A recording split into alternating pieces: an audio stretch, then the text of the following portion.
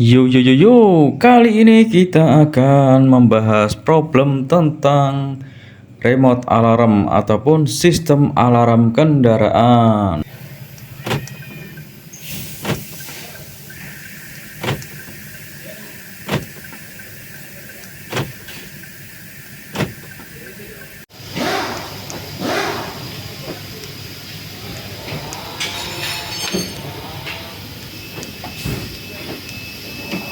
Yuk.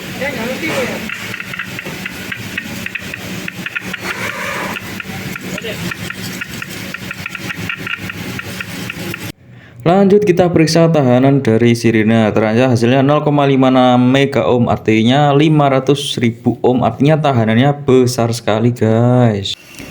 Dan kemudian kita compare dengan sirine lain ya. Di sini terlihat tahanannya kecil guys. Dia itu sekitar 6,7 6,6 ohm ya.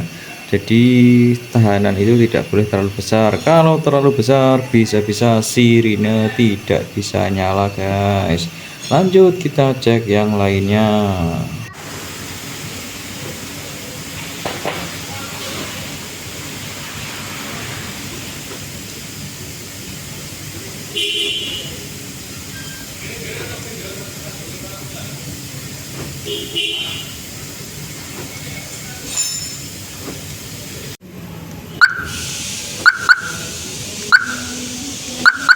Jadi untuk unit lain yang normal, jadi sebelum ditekan itu tidak ada arusnya ya. Baru ketika ditekan arusnya keluar, kemudian hilang lagi. Begitu ditekan arusnya muncul lagi. Normalnya seperti itu guys.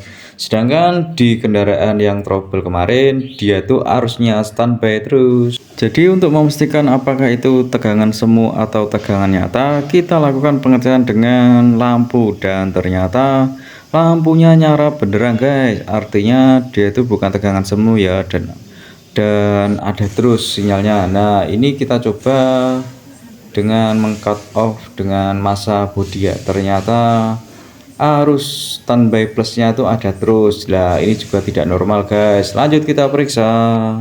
Kecurigaan pertama kita berasal dari modul alarmnya sendiri ya guys. Jadi modul alarmnya itu dia itu apakah konslet ataupun ngesot sehingga dia itu abnormal. Nah sekarang kita coba lepas dulu soketnya, kemudian kita cek arusnya apakah nanti di depan itu masih ada. Nah setelah modul alarmnya terlepas, ternyata arus yang masuk ke sirine sudah tidak ada guys. Nah kemungkinan besar modul alarmnya juga rusak. Ini adalah kondisi modul alarm setelah terlepas dari dudukannya. Kemudian kita amati, ternyata bentuknya kotak guys. Lah ada kotak dan nggak ada yang aneh. Kemudian kita bongkar aja ya. Kita bongkar bagian dalamnya. Biasanya ada semut yang bisa menyebabkan konslet ataupun short.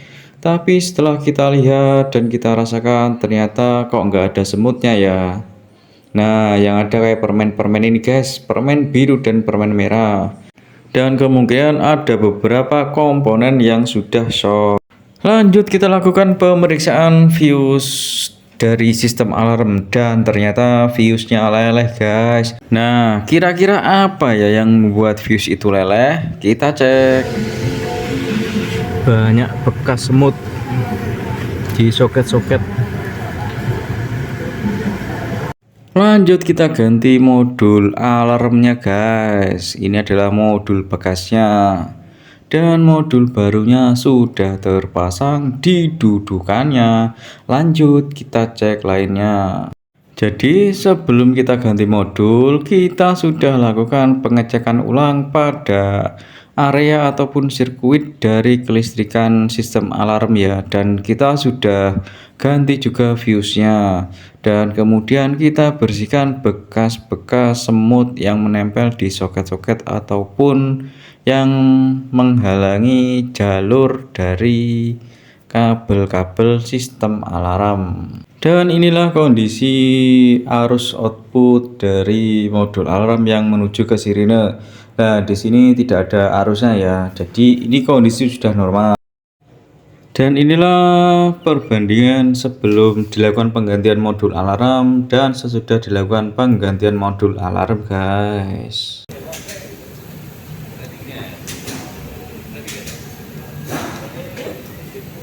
Kita cek dengan beban lampu dan ternyata hasilnya juga sudah normal, guys. Jadi ketika di lock 1 kali dan unlock dia tuh 2 kali. Kondisi oke, lanjut. Dan inilah perbandingan before dan after. Sebelumnya itu nyala terus lampunya ya, walaupun remote tidak ditekan. Nah, sedangkan normalnya dia tuh nyala ketika remote ditekan.